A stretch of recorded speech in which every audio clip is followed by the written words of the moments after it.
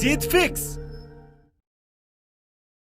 मुझे पता है तुम्हारे लिए एंट्रेंस एग्जाम निकालना बहुत मुश्किल हो रहा है। तुम्हारे ऊपर बहुत प्रेशर है, घर वालों की कई उम्मीदें हैं, हर कोई तुम्हें खूब पढ़ने के लिए बोलता है और तुम भी कभी कभी ऐसा सोचकर टेंशन में आ जाते हो कि अगर सिलेक्शन ना हुआ तो।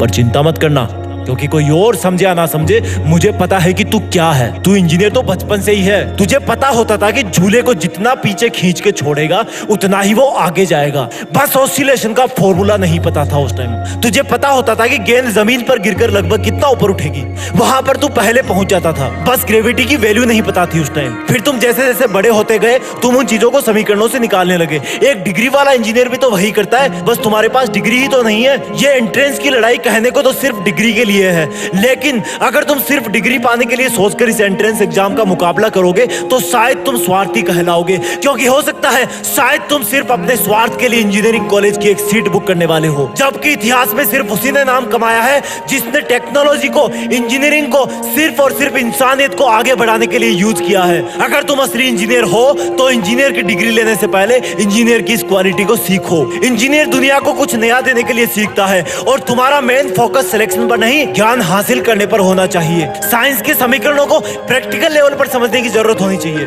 जिस चार दीवारी में तुम अभी बैठकर एंट्रेंस के लिए तपस्या कर रहे हो, तुम यहाँ पर बस कुछ वक्त के लिए हो, सिर्फ कुछ महीने बस।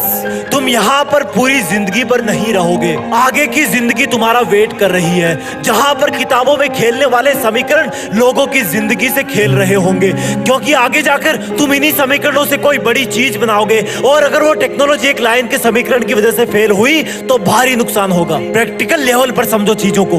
अगर तुम टॉप के 1% इंजीनियर्स में आना चाहते हो तो तुम्हें वो सब करना होगा जो 99% स्टूडेंट्स नहीं कर सकते हैं। हर एक बड़ी चीज तब तक इम्पॉसिबल लगती है जब तक कि वो मिल ना जाए। इतिहास में बहुत सबूत है, इंसान का हवा में तैरना मुश्किल था लेकिन हुआ, चांद पर जाना मुश्किल था लेकिन गए।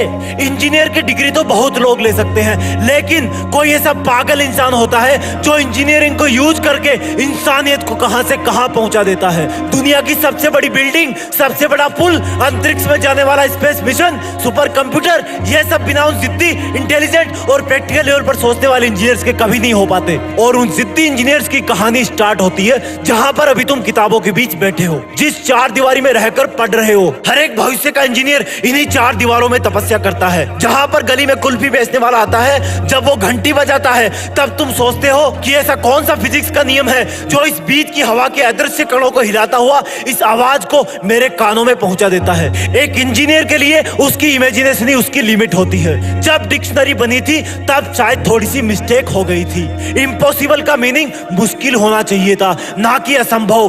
पॉसिबल का मतलब मेहनत होना चाहिए था, लेजीनेस का मतलब मौत होना चाहिए था।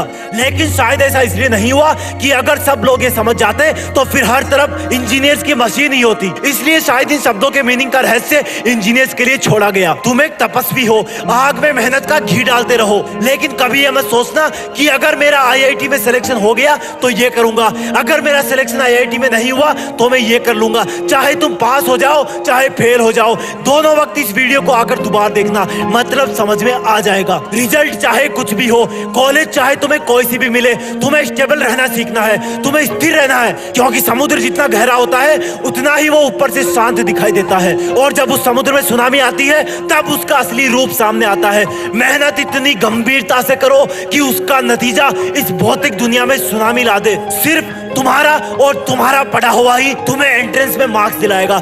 हर इक्वेशन को बाद के लिए छोड़ना बंद करो। अगर इक्वेशन समझनी है तो आज है और अभी है। एक इंजीनियर के लिए एक सेकंड का करोड़वां हिस्सा भी मायने रखता है। आम लोगों के लिए दिन का मतलब 24 घंटे होता है। थोड़े ज्यादा पढ़े लिखे इंसानों के लिए 86,400 सेकंड होता है, लेकिन एक इंजीनियर के लिए एक दिन में 8.64 10⁻³ नैनो सेकंड होता है। कल पर डालने की आदत सुधारो अपनी, क्योंकि अगर एक बार तुमने आदत बना ली तो फिर वो आदत तुम्हें बनाएगी, अब चाहे अच्छी हो या फिर बुरी। असली हिम्मत वाला स्टूडेंट वो होता है जो उसके बाद भी पढ़ता रहता है जब उसका दिमाग उसको फिजिकल कंफर्ट के लिए फोर्स करने की कोशिश करता है। वो हर रात को सबसे लेट सोता है, वो हर सुबह सबसे पहले उठता है। उसको पता होता है कि वो लंबी रेस का घोड़ा है। उसका दिमाग हमेशा समीकरणों में उलझा रहता है। हर वक्त उसके दिमाग में बस एक चीज होती है कि मुझे टॉप 1% के भी 1% में कैसे आना है, मुझे कौन सी आदत बदलनी है, मुझे कहां कब क्या करना है जिससे मेरी मेरी रणनीति और तेज तर्रार हो जाए, क्योंकि तुम वो इंसान हो जिस पर बहुत बड़ी जिम्मेदारी है, जिसको आगे आने वाली कई सदियों में लोग उसकी टेक्नोलॉजी में रिवॉल्यूशन की वजह से जानेंगे, जिसकी बदौलत इंसानियत एक नई जनरेशन में चली जाएगी।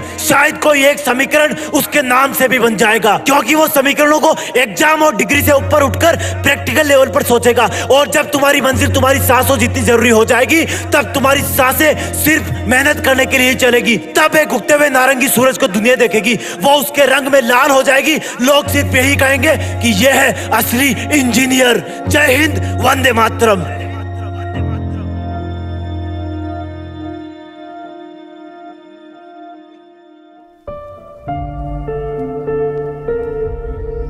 जीत फिक्स।